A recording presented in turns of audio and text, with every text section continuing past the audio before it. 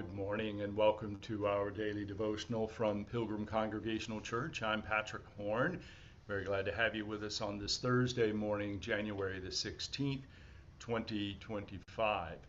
So we've been studying this week from Isaiah chapter 62, which is that part of Isaiah that is known as Third Isaiah, coming as it does about a couple of decades after the captives are released from Babylon in ancient Judah.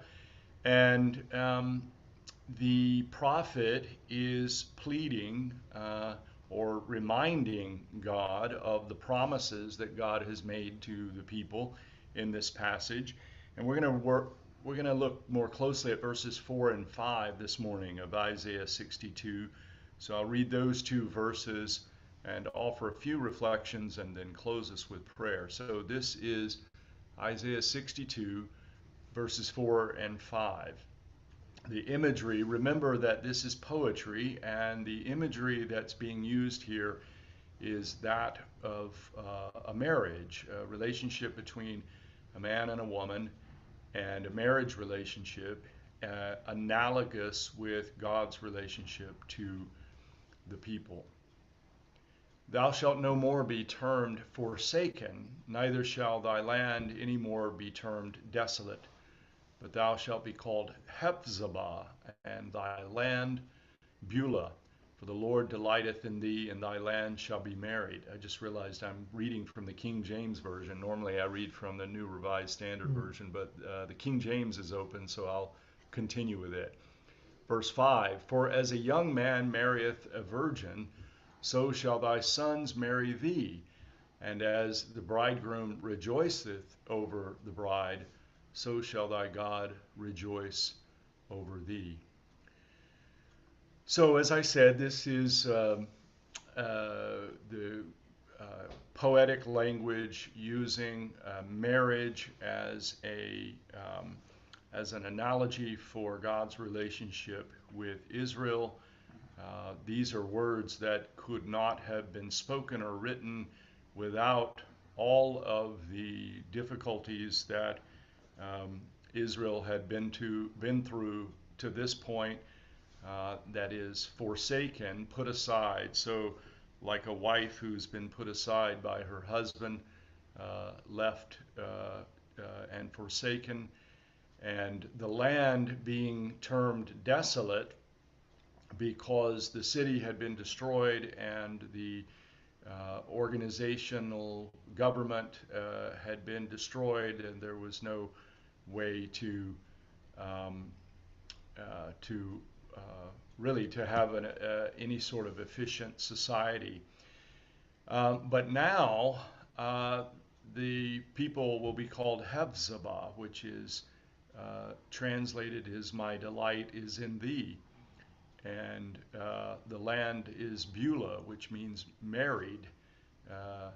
The status is that of one who is married, because in this culture, of course, not being married is very risky for a woman.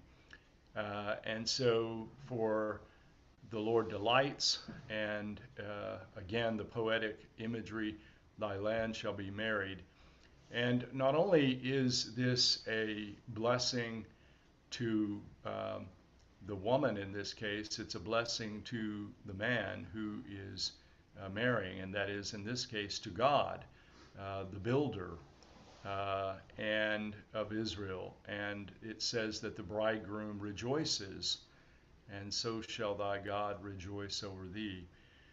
So an expression of God's desire to have a relationship with us, to be in relationship with us, and then referring back to the early part of this passage, verses 1 and 2 of Isaiah 62, reminding us that the nature of that relationship is one of righteousness, built on the righteousness of the people.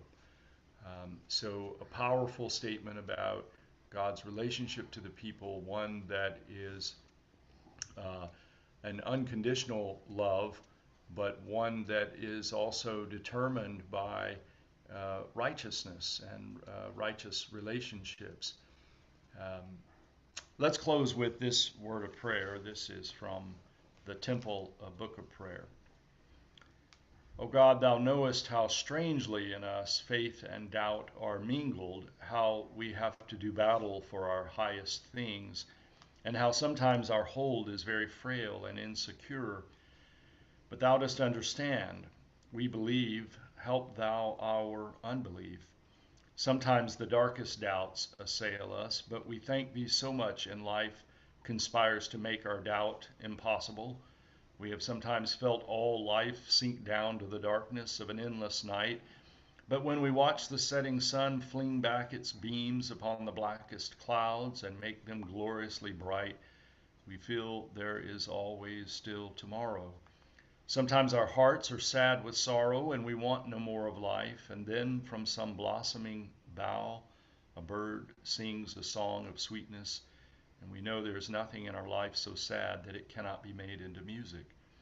And now we hear from far off days a rumor that Jesus, the pure and tender hearted, has risen from the tomb where he was buried and showed himself alive.